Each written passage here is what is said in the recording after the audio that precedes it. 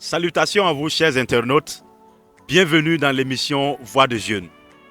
Vous étiez nombreux à réagir lors de nos précédentes vidéos et nous vous en sommes très reconnaissants. Aujourd'hui, nous voulons aborder un thème assez crucial et prépondérant. La sécurité, une priorité en temps de fête. Quelle attitude adopter en ces temps de fête? Voici ce qui fera l'objet de cette vidéo. Alors sans plus tarder, nous entrons dans le vif du sujet. Alors, sœur Naomi, que pouvez-vous nous dire à ce sujet? Déjà, merci pour la parole. Je pense qu'en ces temps de fête, c'est bien vrai que nous devons célébrer, mais nous devons être aussi des exemples de prudence et de responsabilité. Par exemple, en circulation, nous devons rouler doucement. Il ne faut pas faire l'excès de vitesse parce qu'en ces temps de fête, nous savons que la circulation est dense. Tout le monde cherche à partir, aller saluer leurs proches. Donc la circulation est dense. Donc nous devons être prudents, vigilants et nous devons respecter le code de la route. Bon, merci. Merci beaucoup, sœur Naomi, pour ces précieux conseils. Alors, frère Casimir, elle a parlé de prudence en circulation, elle a parlé de responsabilité, de sens de courtoisie envers les autres dans la circulation. Alors, que pouvez-vous nous dire aussi à ce sujet? Merci pour la parole. Il faut noter que pendant la fête de fin d'année, c'est le moment où le diable travaille beaucoup. Voilà, la Bible dit que le diable rôde autour de nous et cherche qui dévorer. Voilà, donc il faut que chacun mette Dieu en première place, pour pouvoir passer l'année en bonne santé. Les mystiques font des sacrifices, donc c'est le temps où ils veulent les honorer. Donc ils cherchent les esprits faibles pour pouvoir accomplir leurs vœux. Donc il faut mettre Dieu en première place. Il ne faut pas sortir sans prier. En circulation aussi, il faut prier également. Merci beaucoup. Merci beaucoup, frère Casimir, pour ces précieux conseils.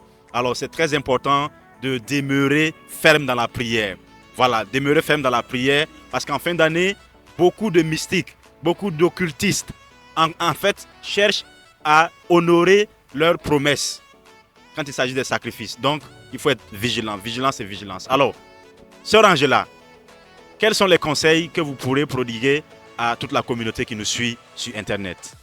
Ok, alors nous savons tous que c'est toujours en fin d'année, à l'approche des fêtes, que nous pouvons voir les plus grands actes de délinquance et de criminalité.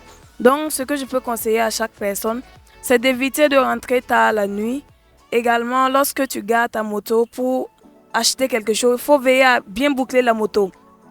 Parce que tu peux te dire que non, c'est juste à côté, je vais rentrer et ressortir, et tu laisses même la clé sur la moto, et le temps que tu ressors, la moto n'est plus là. Donc, il faut vraiment prendre le soin de boucler les motos et également dans les maisons, il faut boucler les portes avant de dormir. Waouh. Quel conseil très très précieux. Merci beaucoup, Angela. Alors, Tejosco, vous allez boucler la boucle. Voilà. Je continue dans la même lancée que la sœur Angela. Il faut éviter de circuler tard la nuit. Il faut éviter de rentrer tard parce que c'est le moment où les bandits cherchent les gens isolés, vous voyez, pour pouvoir les braquer, etc. Mais je reviens dire que les fêtes sont faites pour les hommes. Dieu nous a permis de finir l'année. C'est un don de Dieu pour nous. On doit célébrer ces moments dans la sagesse, dans la tranquillité, mais pas en faisant des excès ou au point que nous devenons la fête qui est fêtée.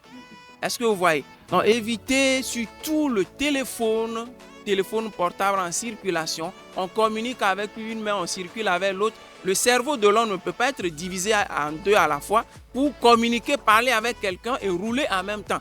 Donc, le téléphone portable, ça cause énormément d'accidents que nous voyons chaque jour. Voilà, le feu est rouge, mais comme il communique, il n'a pas su, il a traversé. J'ai même été témoin d'un accident comme ça.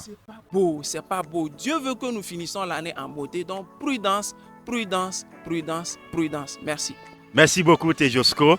Chers followers, chers internautes, nous espérons que ces conseils vous ont été d'une grande utilité. Alors, nous réitérons en fait nos propos.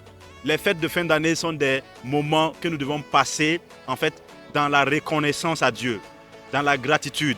C'est des moments que nous devons passer auprès de nos proches, avec la famille, parce que souvent nous sommes très occupés par nos occupations, par nos responsabilités, et c'est des moments de convivialité. Alors, ce serait très désolant, en fait, au lieu de passer des bons moments de fête, de les passer dans un endroit, voilà, qu'on n'imaginait pas. Donc, nous espérons que vous avez pris note et nous vous souhaitons de passer des merveilleuses fêtes de fin d'année et que Dieu vous bénisse, que Dieu vous fasse du bien et merci. Shalom.